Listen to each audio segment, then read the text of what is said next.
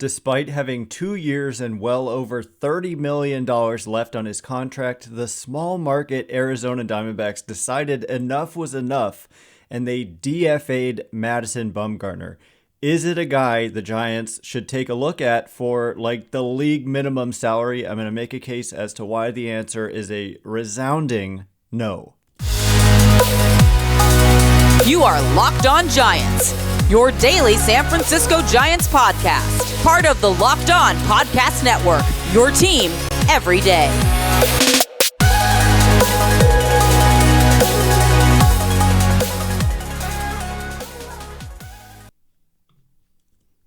Hello and welcome to Locked On Giants, part of the Locked On Podcast Network where it's your team every day.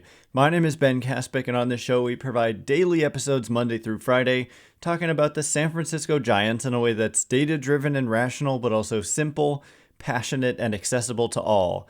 I'm a former contributor for the baseball statistics and analysis websites Beyond the Box Score and Rotographs. I've been podcasting about the Giants since 2015, and I'm a lifelong fan. Thanks for making Locked On Giants your first listen every day. We're free and available wherever you get podcasts, including YouTube, so check us out there if you have not already. And please hit that subscribe button if you're watching on YouTube. And we have a lot to get into. Today was going to be a mailbag episode exclusively, and we still are going to get to a lot of mailbag questions, including if the Giants struggle this season, is Gabe Kapler's job on the line? But before we get into that, there's some breaking news here with Madison Bumgarner, of course, a total legend in San Francisco Giants history, one of the best postseason performers of all time, if not number one, single-handedly won them a World Series and really contributed in a major way to all three championship teams.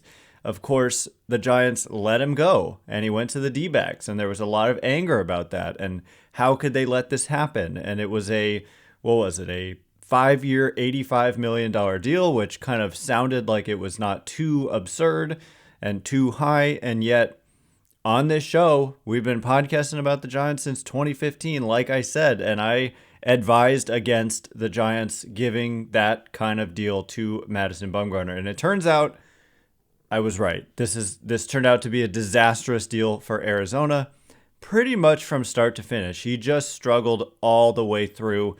Ends up, he's made 69 starts with the D-backs, 363 in a third innings, and a 5.23 ERA. Peripherals are pretty much in line with that, a 5.18 fielding independent pitching. Strikeout rate down, walk rate not great.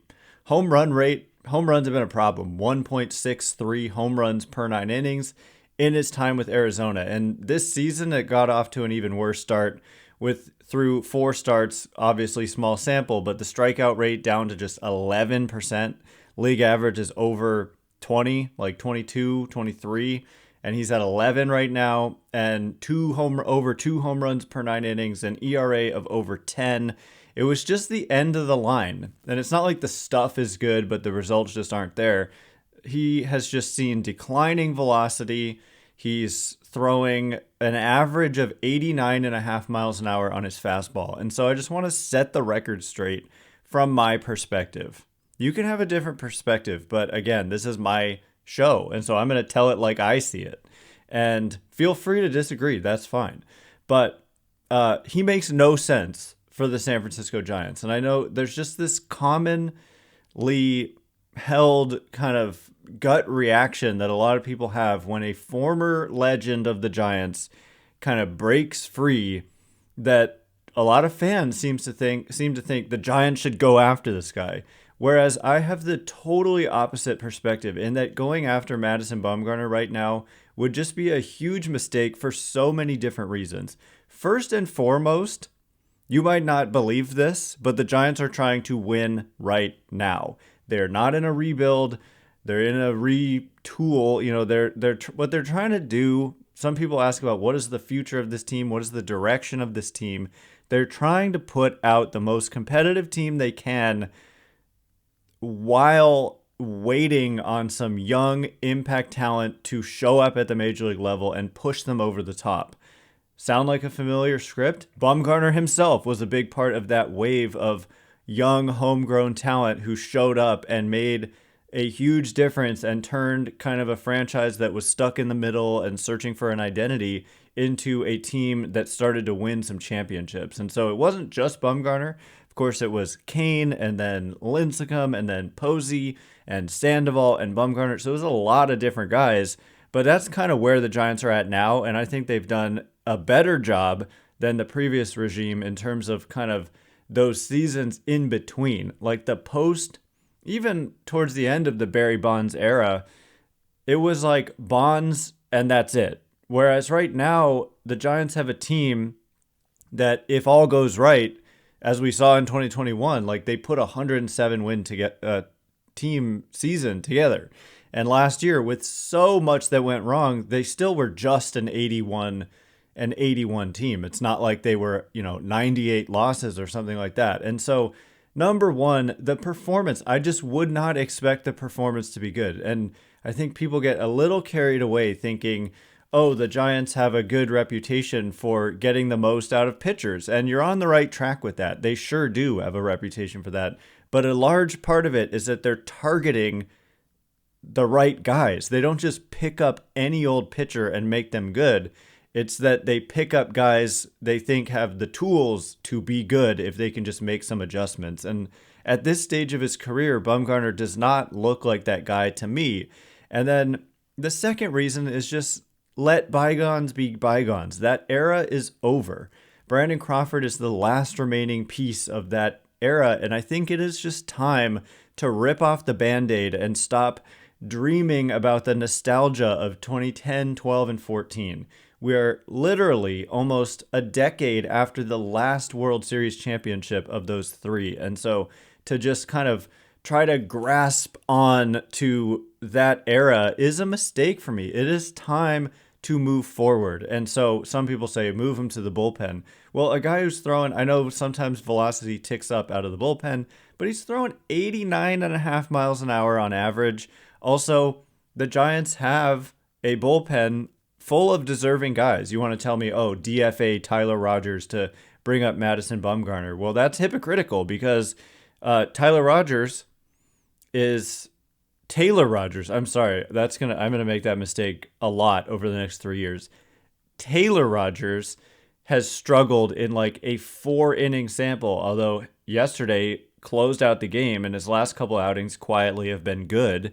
But you're gonna tell me, oh, give up on the guy based on 4 innings, but give Bumgarner a chance, even though 4 years in Arizona have been disastrous. That just doesn't make any sense at all. And also, Bumgarner himself, I'm not sure would want to even come back, because do you really want him to go out there and struggle and then get like DFA'd again by the Giants of all teams? It would just be humiliating. And also, what kind of connections at this point does he even have to the San Francisco Giants besides the fans and just the legacy? He's a forever Giant.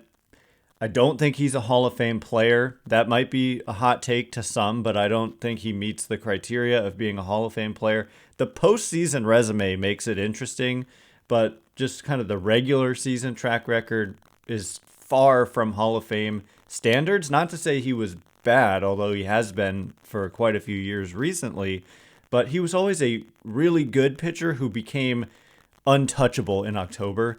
But Bochy's not here anymore. Dave Righetti, not the pitching coach anymore. Mark Gardner, not the bullpen coach anymore. Tim Flannery, not here anymore. Buster Posey, not here anymore. Who's here from when Bumgarner was here? It's basically Brandon Crawford, who's in the last year of his deal. So it just doesn't make any sense. And I understand we love Madison Bumgarner. He's going to hopefully get the treatment like at least what Sergio Romo got, where he gets to make his final appearance in the orange and black and get just a huge ovation. I mean, every time he came to town, even on an opposing division rival, standing ovations when he was introduced, when he came out to the mound, when he walked off the mound. Classy, showing by the fans, but the time is done. Like, let's just not live in the past. This team, they've got their own problems. They need to move forward and start winning some games. And by going to a guy who's done nothing but struggle for 4 years just for the nostalgic purpose of it makes zero sense. And so Bumgarner, If they brought him back, it would be because they see something in him that the Diamondbacks didn't see that they can untap. I just don't think that's likely given just how poor the performance has been.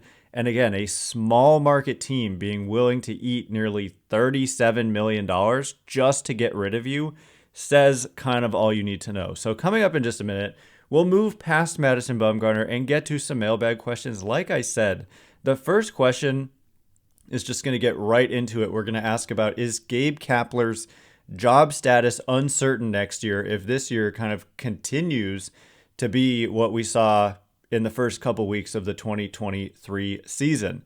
So we will get into that question in just a minute. But before we do, this episode is brought to you by Built Bar. Something exciting is coming to Built.com on April 22nd. I don't have all the details yet, but the excitement is real and it's something you won't want to miss. If you know how Built works, they have the most incredible protein bars in the world, and they do these amazing flavor drops with unreal flavors in limited quantity. So mark your calendars and head to Built.com on Saturday, April 22nd. That's coming up in 2 days here, to be one of the first to discover what all the hype is about. I can't wait to see what this new flavor is. Make sure to use promo code LOCKEDON15 and you will get 15% off your order. All right, as promised, we are going to get to some mailbag questions after covering this Madison Bumgarner news. It's sad for him, but at the same time, the money is guaranteed. This man is rich for life, and he lives in Arizona, so it's not like he's got to now figure out where's he going to go live. He'll probably catch on somewhere. I would imagine that, for some team, he makes some sense, but it's just not the San Francisco Giants, in my opinion. Like, it's a rebuilding team where he doesn't have a lot of history. They need some veteran presence on that team, some leadership for their pitching staff, although his attitude has been poor. I mean, to be frank, it was somewhat entertaining when he was good and he was a member of your team. But if he was on the Dodgers pulling the kind of antics that he pulls to Giants players, you would hate this guy. I'm just being brutally honest. And he was doing it again just the other night with Wilson Contreras. He just gets into it with hitters and he just he gets mad. I mean, the mad bum, to a point where when you're struggling too, it's not going to be attractive for a lot of teams that worry about team chemistry almost maybe even more than ever before these days. Or at least they are, the analytics people are starting to understand that team chemistry matters. And so, I don't know, it's not like Bumgarner's a bad guy, but I think he gets mad when he's pitching, especially when things aren't going his way. Anyway, thanks again for making Locked On Giants your first listen every day.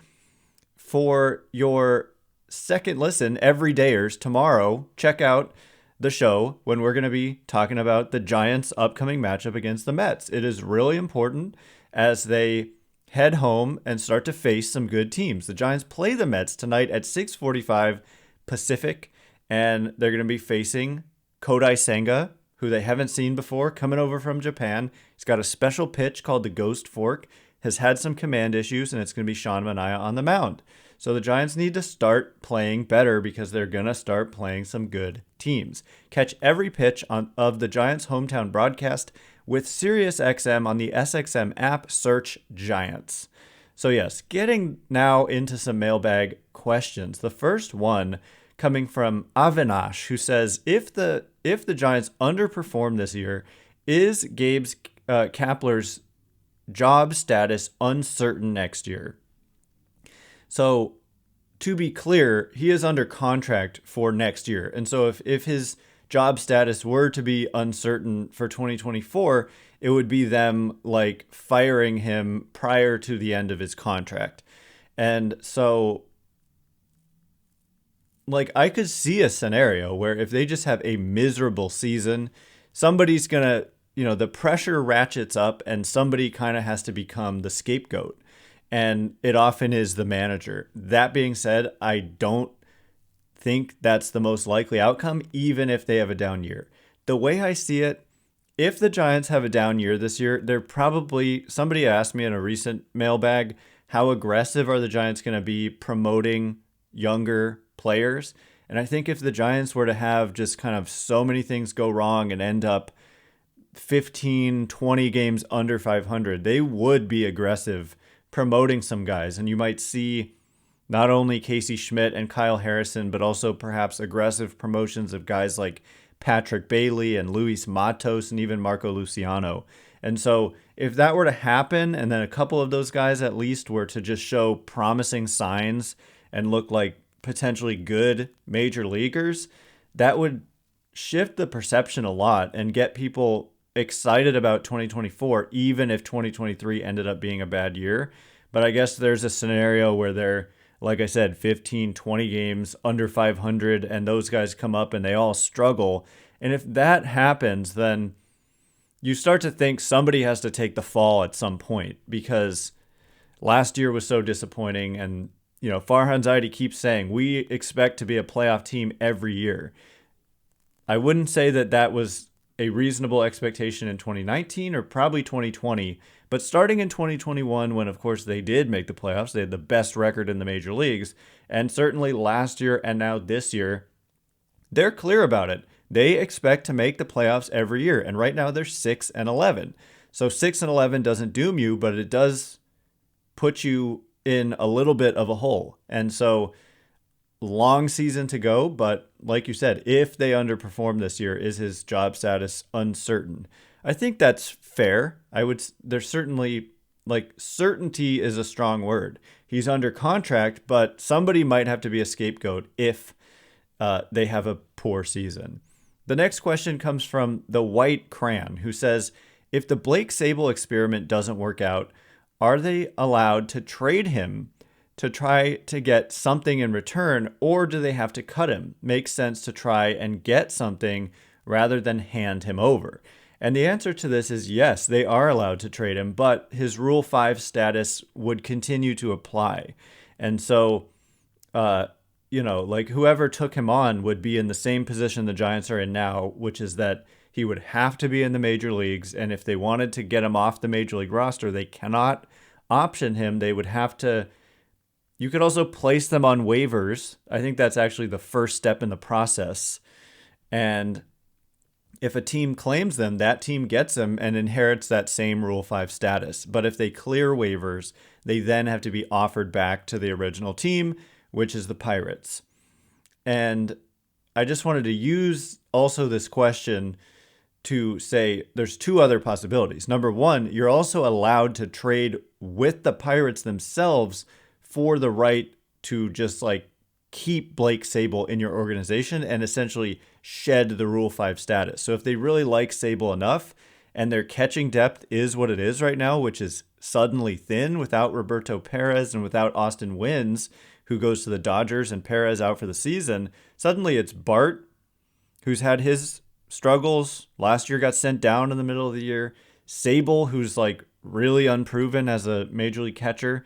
And Gary Sanchez, who has had certainly ups and downs in his career and probably ends up on the major league roster sooner rather than later, in my opinion. But it's thin, especially if you lose Blake Sabol. It's suddenly just Gary Sanchez and Joey Bart. And what if there's an injury? And so trading, making a trade with the Pirates that allows you to option, basically just shed the Rule 5 status and just have Sabol in your organization like a normal player who has minor league options and all that, that is another possibility to look out for as well. But what I am seeing is that Sabol is not getting it done. Defensively, framing-wise, I think he's done a good job, but he's got 3 catcher's interference. He has made a really poor and costly route on a ball in Detroit in the outfield, and then at the plate right now he's just not hitting at all, and he's kind of an automatic strikeout right now. And so time is possibly running short for Sabol, and I think I wouldn't be shocked to see Gary Sanchez in the not too distant future kind of become that second catcher, especially when some outfielders come back, and Haniger and Slater have started rehab assignments. And so Sabol, it's kind of now or never. He really has to start performing, otherwise the time is going to run out. But don't rule out the possibility of working out a trade with the Pirates that allows them to keep Sabol in their organization so that they have a little bit more catching depth, which they're going to need if they were to lose Sable on top of Roberto Perez and Austin Wynns.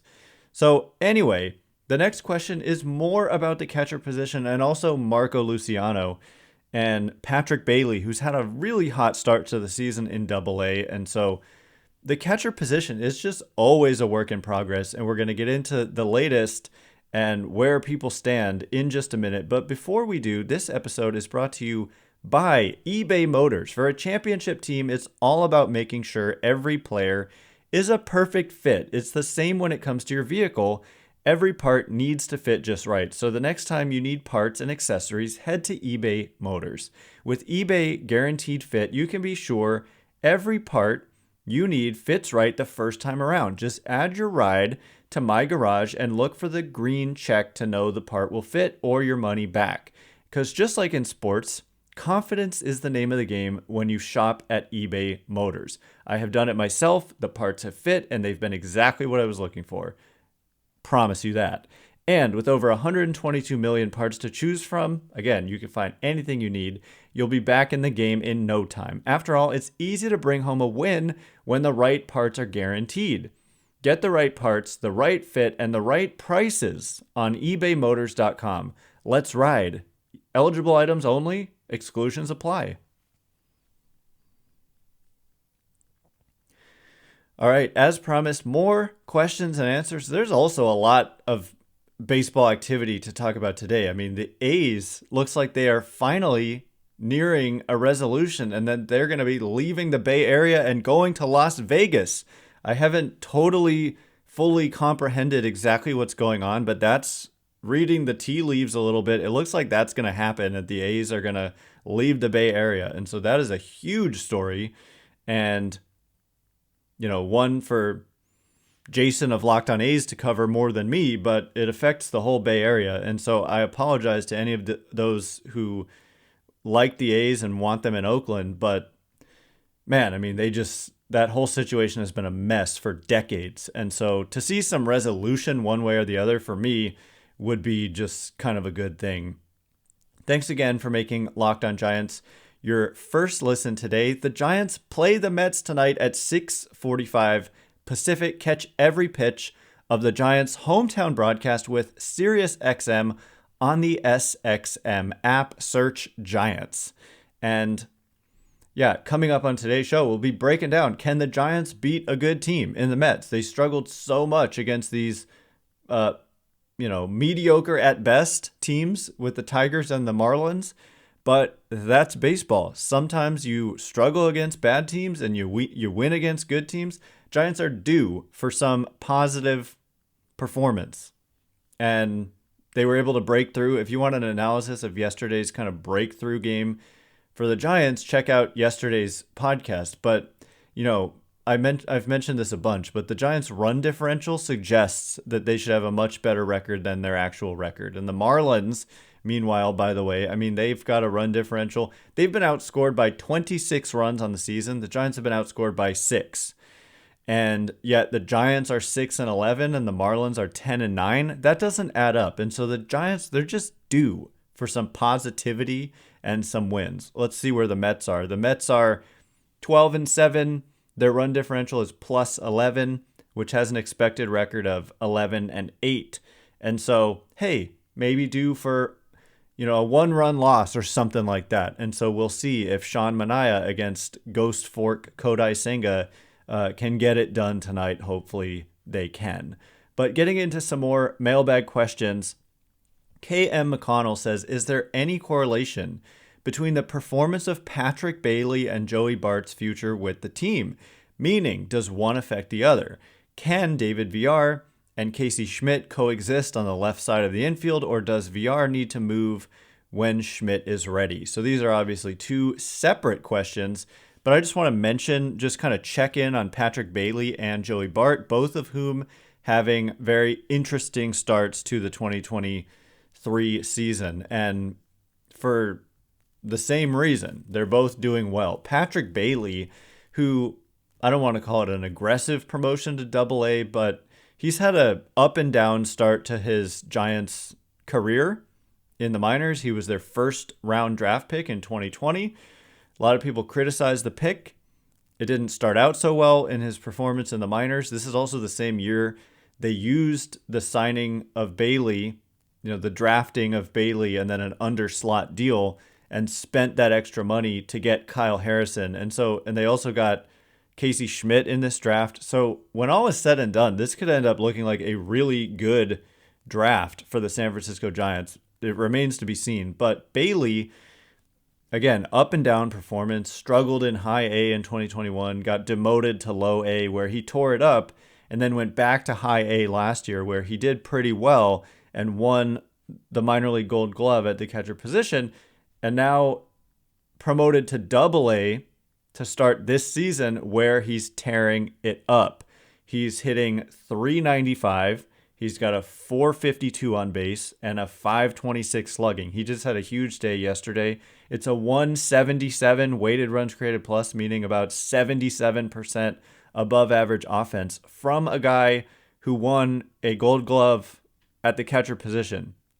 Now, Gold Gloves don't always mean everything, but by all accounts, they consider him one of the best, if not the best, defensive catchers in their organization.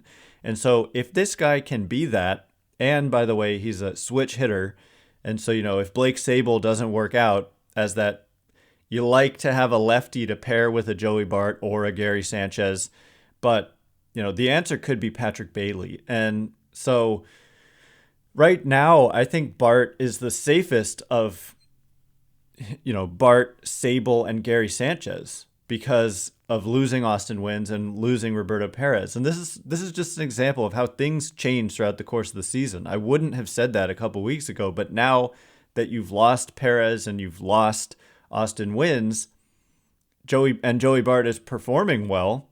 And I just like, he seems like the game has slowed down for him to me. And, the numbers look small sample-ish. We're talking like .471 batting average on balls in play, which is unsustainably high. He hasn't hit for much power to speak of. So you're going to see the .333 batting average, but I see unsustainability to that. But it's just also too early for me to judge the numbers too much. Defensively, I thought he's done a really good job framing so far and just kind of being comfortable in his own skin, which is an important quality for a catcher to have because they're leading the pitchers as well. Importantly, the contact rate is a career high by a lot. He's making contact on about 75% of his swings. Coming into the year, he was at about 65% of his swings resulted in any kind of contact. So as a result, the strikeout rate is 26% compared to a career strikeout rate of 37%. So Bart has earned the right in his 8-game sample of this season to keep playing a lot. And if he can improve and become a quality player, that's a great development for the Giants. And so really your question was, is there any correlation between the performance of Bailey and Joey Bart's future with the team? I think in an ideal world, we'll see what happens with Gary Sanchez. We'll see what happens with Blake Sabol, although I'm increasingly thinking like it's likely Sabol does not stick based on just he's having kind of defensive issues at catcher and in left, and he's really not hitting and striking out a lot. That I think there's a correlation between Bailey and Sabol. And if Sabol struggles, it kind of increases the chance that they quickly move Bailey because he's dominating in, what we consider the high minors right now in Double A. And so he could be close, Patrick Bailey. And then, of course, you want to see what you have in Gary Sanchez, perhaps. And you might not make that move until you're kind of done with Sabol. And so all of that probably, at least with Sabol and with Sanchez, going to take place in the next 10 days or so. So very much something to look out for. And then lastly, the question about VR and Schmidt. Well, these things sometimes take care of themselves. And David VR has been going through big time struggles. And also Brandon Crawford has as well. And so, I see openings. I see openings for Schmidt to crack the team, whether it's as a replacement for VR, whether it's as Crawford sits at least against left-handed pitching, and that opens the door for Schmidt to at least get some exposure. So I see openings based on the struggles, more so with Crawford. VR kind of up and down, sometimes struggling, sometimes doing well. But I see the door cracking open for Schmidt if he can just start to really perform in AAA. Anyway, that is all the time we have for today. Remember that the Giants take on the Mets at 6:45 Pacific, and they're going to be taking on a good team. And can they, they lost against some bad teams. Can they turn it around and win against some good teams? And this ghost fork from Kodai Senga, a pitch to look out for. Catch every pitch of the Giants hometown broadcast with SiriusXM on the SXM app. Search Giants. Thanks for making Locked On Giants your first listen today. Everydayers, tomorrow on the show, we will be breaking down this game. Giants versus Mets. Big one for the Giants. Can they win 2 in a row? I don't think they've won 2 in a row all season. It is past time for that. So we'll be back tomorrow discussing that. Once again, my name's Ben Kaspick. Check me out on Twitter at Ben Kaspick, Kaspick. If you like this show, please consider rating it or leaving a review. It helps me out a lot, so thanks in advance. And thank you to everyone who's done so already. Can't wait to be with you again tomorrow. Thanks again for listening. You are now Locked On Giants.